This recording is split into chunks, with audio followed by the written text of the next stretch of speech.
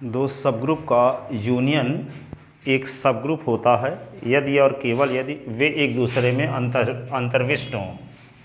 तो देखो, दो सबग्रुप का इंटरसेक्शन सबग्रुप होता है, कल प्रूफ किया था। अब यहाँ पे आज देखो, दो सबग्रुप का थ्योरम, दो सब ग्रुप का यूनियन एक सबग्रुप होता है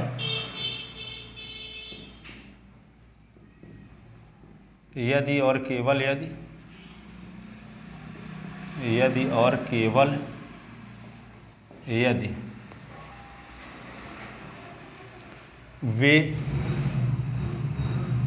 एक दूसरे में अंतर्विष्ट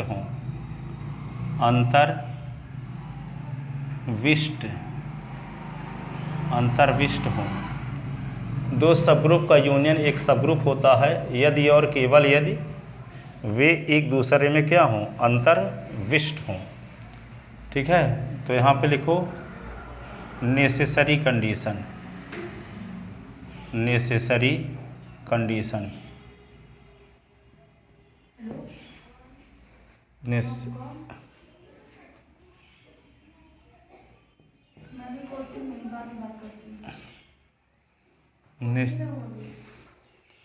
नेसेसरी कंडीशन तो माना, हाँ, माना जी डॉट एक मल्टीप्लिकेटिव ग्रुप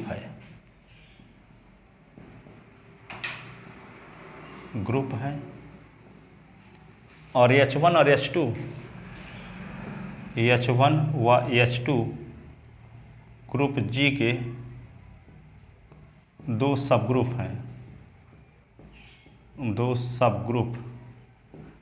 हैं, तब हमें दो सबग्रुप इस प्रकार हैं कि H1 कंटेन है H2 में या कि H2 कंटेन है H1 में। H1 कंटेन है H2 में अथवा H2 कंटेन है H1 में। ठीक है, तब हमें सिद्ध करना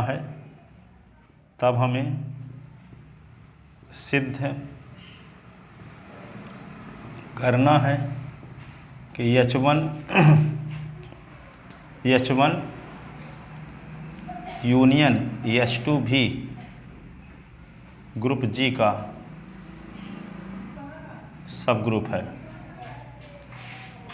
ग्रुप G का क्या है, सबग्रुप है। तब हमें सिद्ध करना है कि H1 यूनियन H2 भी ग्रुप G का सबग्रुप है। ठीक है, अब क्या करेंगे, तो जब H1 कंटेन है H2 में, ठीक है, जब H1 कंटेन है H2 में, ठीक है, तो यहाँ पे देखो, जैसे MP is subset of India, MP is subset of India, तो MP जब सबसेट है इंडिया का, तो MP और इंडिया का यूनियन निकालोगे तो इंडिया आएगा और इंडिया सबसेट होगा इंडिया का। ठीक है, इंडिया सबसेट, कोई समुच्चय खुद का भी उपसमुच्चय होता है। ठीक है, तो H1 कंटेन H2 है, इसका मतलब क्या होगा, इसमें दोनों का जब यूनियन निकालेंगे तो जो बड़ा सेट है वही आएगा। तो इम्प्लाइज क्या होगा, H1 यूनियन H2 बराबर होगा H2 होगा, H1 यूनियन H2 बराबर H2 होगा, क्योंकि MP is subset of India, तो MP और इंडिया का यूनियन होगा इंडिया। ठीक है, तो अब यहाँ पे इसी प्रकार जब H2 is subset of H1, H2 is subset of H1। हाँ, तो यहाँ पे H1 सबसेट ऑफ H2 लिखे थे ना, और जब H2 सबसेट ऑफ H1 तो क्या होगा, दोनों का यूनियन H1 यूनियन H2 बराबर क्या होगा, यहाँ H1 होगा कि H2 के बराबर? नहीं, H1 होगा क्योंकि बड़ा सेट H1 है, बराबर H1। ठीक है, तो यूनियन H1 यूनियन H2 का मान या तो H1 के बराबर होगा अथवा H2 के बराबर, और दोनों पता है कि सब ग्रुप हैं, लिखा है ना कि जी मल्टीप्लिकेटिव ग्रुप है, H1 H2 ग्रुप जी के दो सब ग्रुप हैं। तो जब यूनियन का मान H1 के बराबर होगा तो H1 सब ग्रुप है तो यूनियन भी सब ग्रुप हो गया, और यदि यूनियन का मान H2 के बराबर है तो H2 सब ग्रुप है तो यूनियन भी सब ग्रुप हो गया, तो सिद्ध तो हो गया। यदि H1 कंटेन है H2 में अथवा H2 कंटेन है H1 में, तो जब कंटेन है तो दोनों का यूनियन निकालोगे तो या तो H1 आएगा या कि H2 आएगा, और यदि H1 के बराबर आएगा तो H1 सब ग्रुप है तो यूनियन भी सब ग्रुप हो गया, और यदि H2 के बराबर आया तो H2 सब ग्रुप है तो यूनियन भी सब ग्रुप के बराबर हो गया। क्या बोले, बोलो।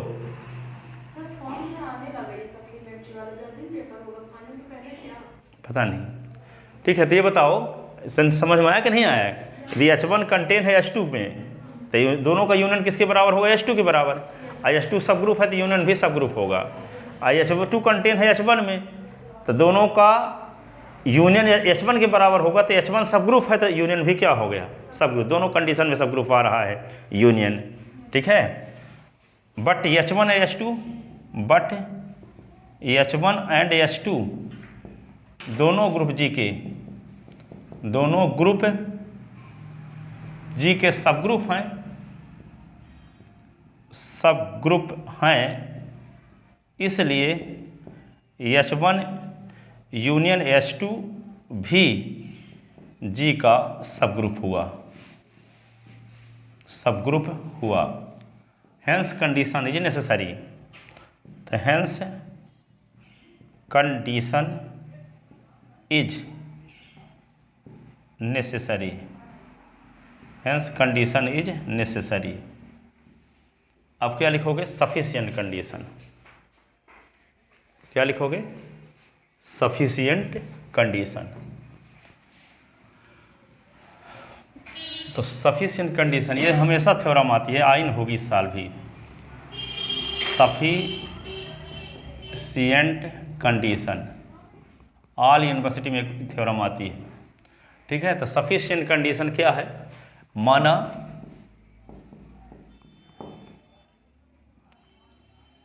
H1 व H2 ग्रुप जी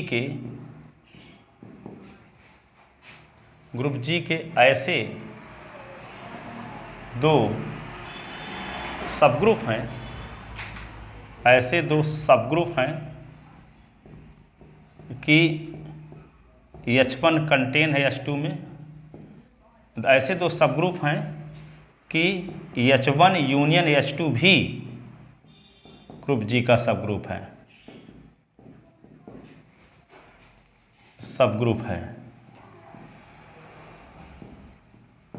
तब हमें सिद्ध करना है कि H1 कंटेन होगा H2 में अथवा H2 कंटेन होगा H1 में।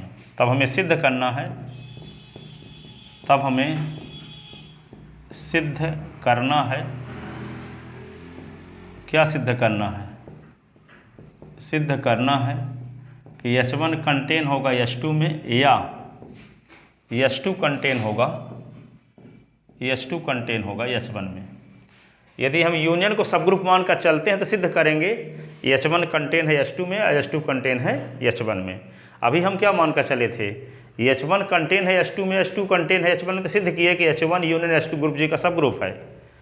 और जो सिद्ध किए हैं वे लेकर चलते हैं, अब यूनियन को सब ग्रुप मान कर चलते हैं।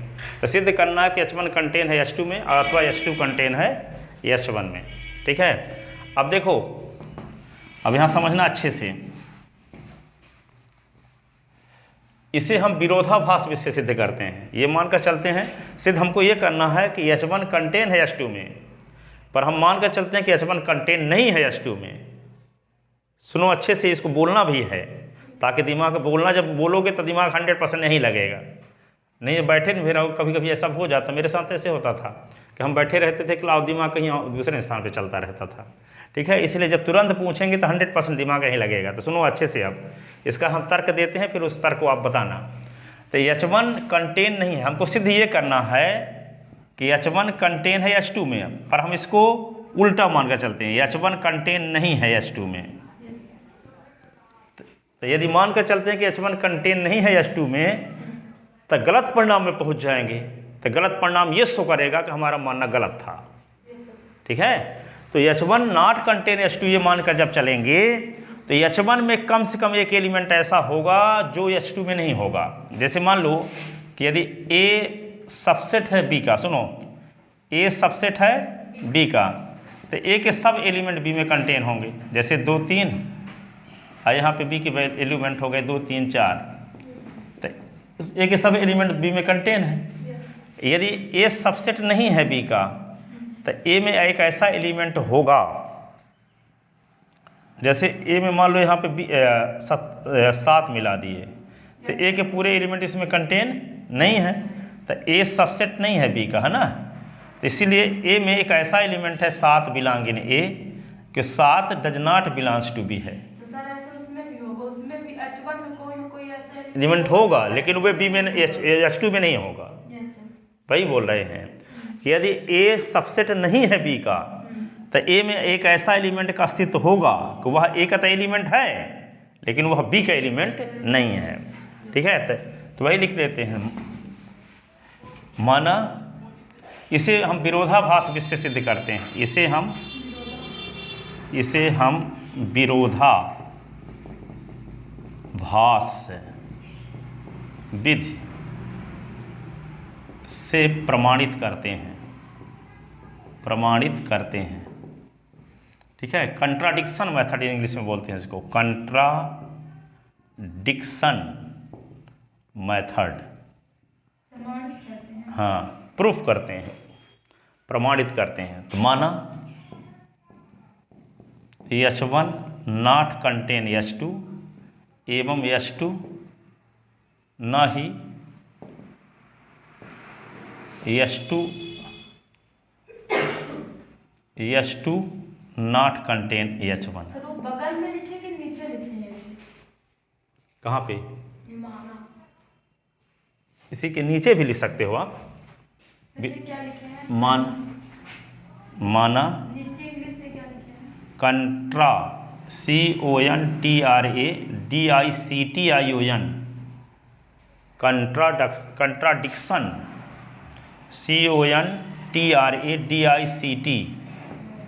CONTRADICTION contradiction method. माना H1 कंटेन नहीं है H2 में एवं H2 कंटेन नहीं है H1 में, ये माने हैं। ठीक है, तो जब H1 कंटेन नहीं है H2 में तो क्या होगा?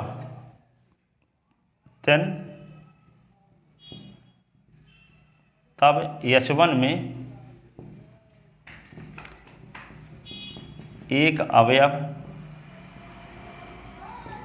A का अस्तित्व इस प्रकार से होगा कि A belong in H1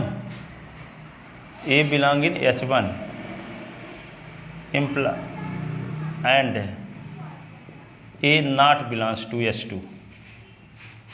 A belong in H1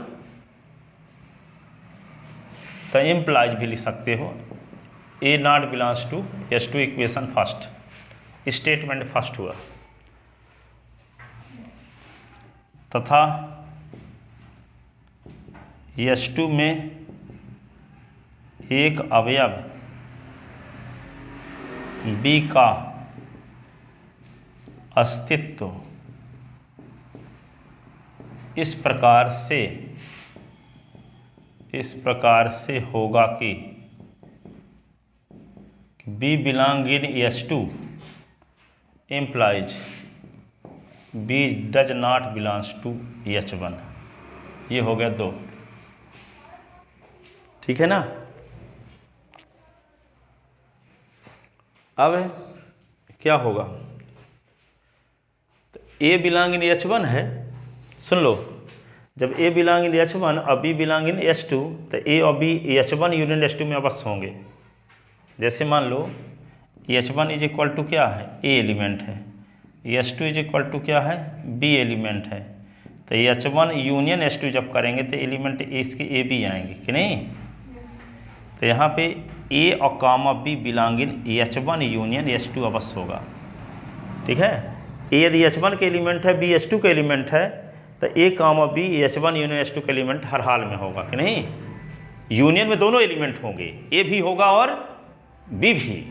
ठीक है, यदि A H1 के एलिमेंट है तो A H2 के एलिमेंट नहीं होगा, क्योंकि H1 सबसेट नहीं है H2 का, हम ये मानकर चले हैं।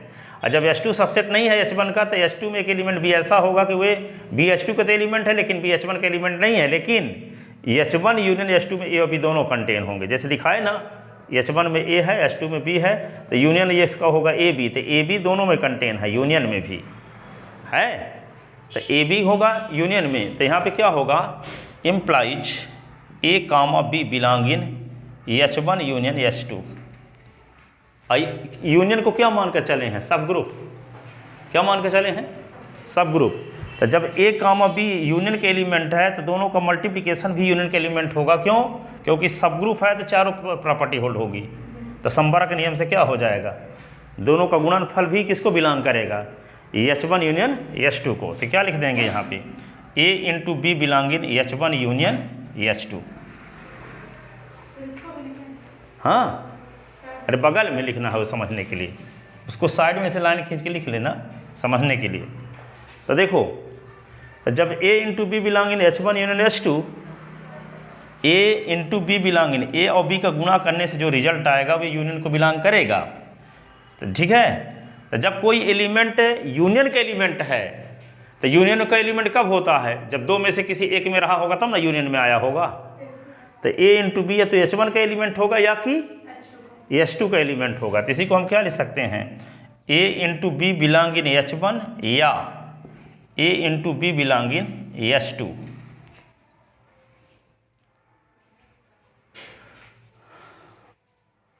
अब देखो यहाँ पे सुनो अच्छे से, अब A into B belong in H1, अब इसको मानकर जब चलते हैं, और A बिलोंग इन H1 आपको पहले से पता है, A into B belong in H1, A belong in H1, H1 क्या है, सब ग्रुप। तो जब A H1 का एलिमेंट है तो A का इनवर्स भी H1 में होगा।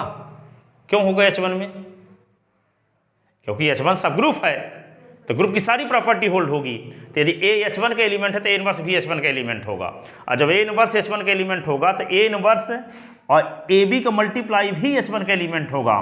तो A इनवर्स AB करोगे तो क्या आएगा, A इनवर्स AB करोगे तो क्या आएगा, A और इनवर्स A मिलके E न बन गया, तब B और बिलोंग इन H1 हो जाएगा, तब B बिलोंग इन H1 हो गया। और यहाँ लिखा क्या है, B is not belongs to H1।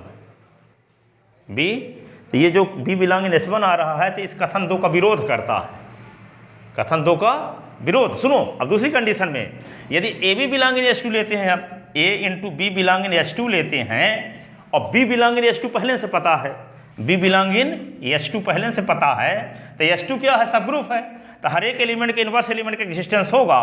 तो A into B belong in H2, तो ये B inverse belong in H2, तो दोनों का गुणनफल भी H2 को बिलोंग करेगा। तो A इंटू बी, ये क्या होगा, B inverse belong in H2 closure property से, तो B और B इनवर्स मिलके क्या हो गया, E, तो A E belong in H2 और A E मिलके A होगा, तो A बिलोंग इन H2 आ गया। तो A does not belongs to H2, इस कथन का विरोध आ गया। यहाँ A बिलोंग इन H2 आ रहा है और यहाँ A does not belongs to H2, जो कि कथन एक का विरोध है। तो कथन में 1 और 2 में विरोध है, इस बात को प्रमाणित करता है कि हमारा मानना गलत है।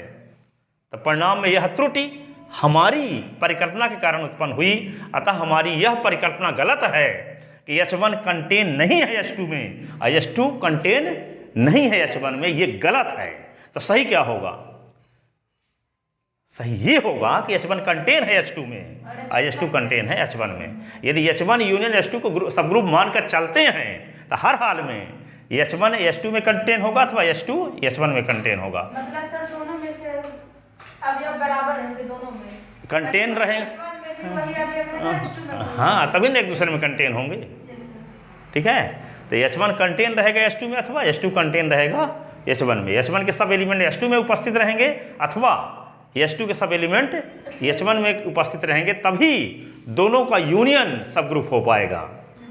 हमेशा नहीं होगा, यूनियन हमेशा सब ग्रुप नहीं होगा। जब दोनों या में कंटेन जहाँ H1 और H2 एक दूसरे में अंतर्विष्ट होंगे अथवा कंटेन होंगे, एक दूसरे के सबसेट होंगे, तभी यूनियन सब ग्रुप होगा। लेकिन इंटरसेक्शन ईच कंडीशन में सब ग्रुप होता है, उसके लिए कोई कंडीशन नहीं है।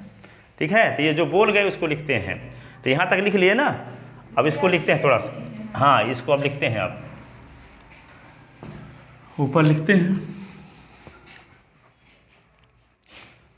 तो जब A into B belong in H1 और A बिलोंग इन H1,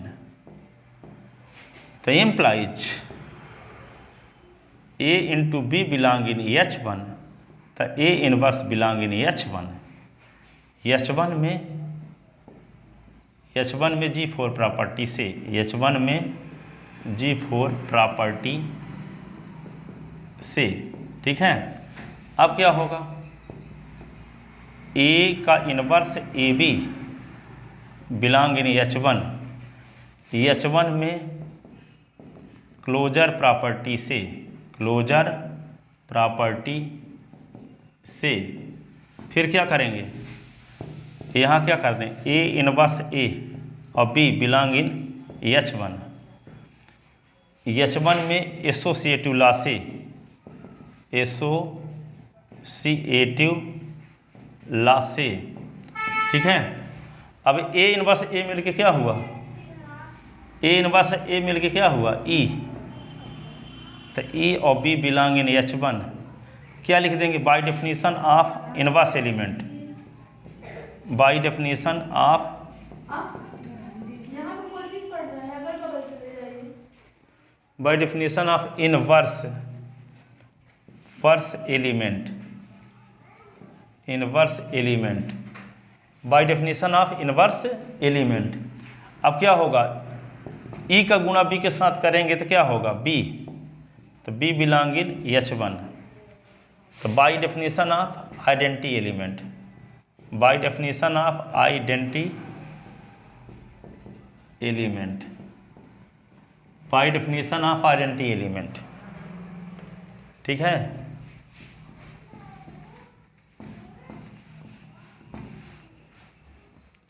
तो B बिलोंग इन H1 आ गया, जबकि B belong not belong in H1 है कथन 2 में, यस सर। ठीक है, जो कि कथन 2 का, जो कि कथन 2 का विरोध है, विरोध है, जो कथन 2 का विरोध है। अब जब A into B belong in H2 लेकर चलते हैं, A into B belong in H2 और B बिलोंग इन H2 है ही, तो यहाँ पे क्या होगा, A into B belong in H2, तो B inverse belong in H2, तो A into B I into B inverse belong in H2। यहाँ पे लिखोगे H2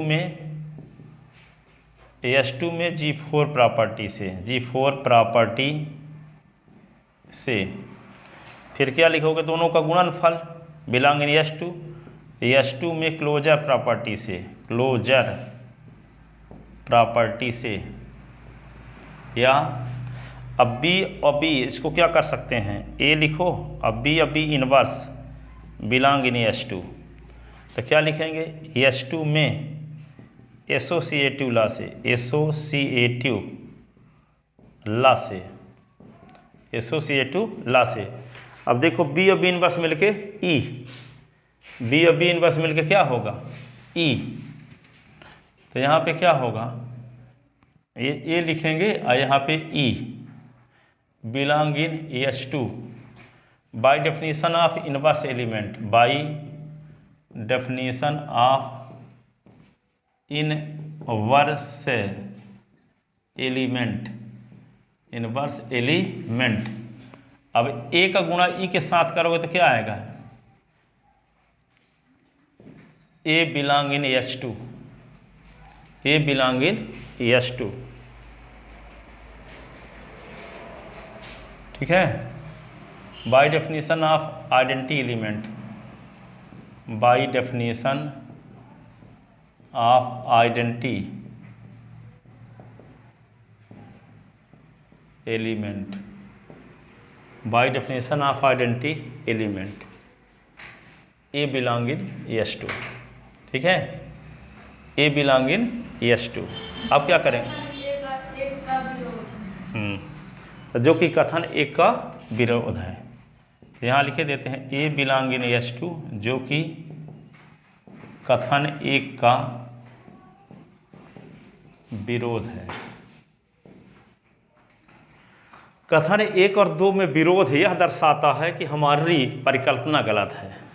कथन एक और दो में विरोध है यह दर्शाता है, पर हमारी सोच ही गलत है। हाँ। और तुम उसको दोषी ठहराओगे। हाँ, कथन एक व दो में विरोध है यह दर्शाता है, विरोध यह दर्शाता है कि हमारी यह परिकल्पना H1 नॉट कंटेन H2 और H2 नॉट कंटेन H1 गलत है।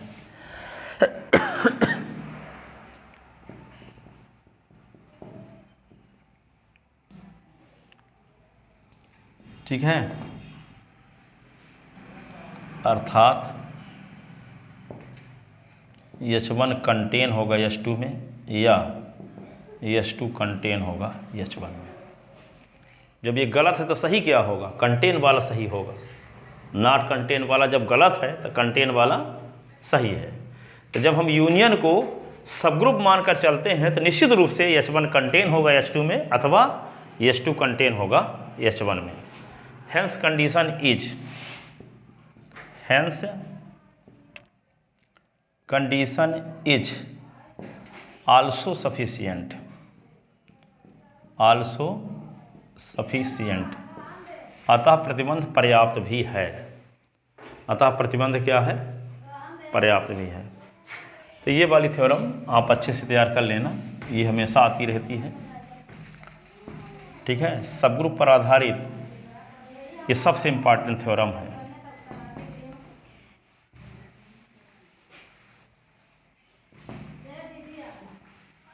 यहाँ क्लास चल रही है, बैठते नहीं हैं यहाँ पे।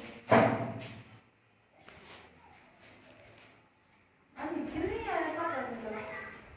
हो गया टाइम वो वाला।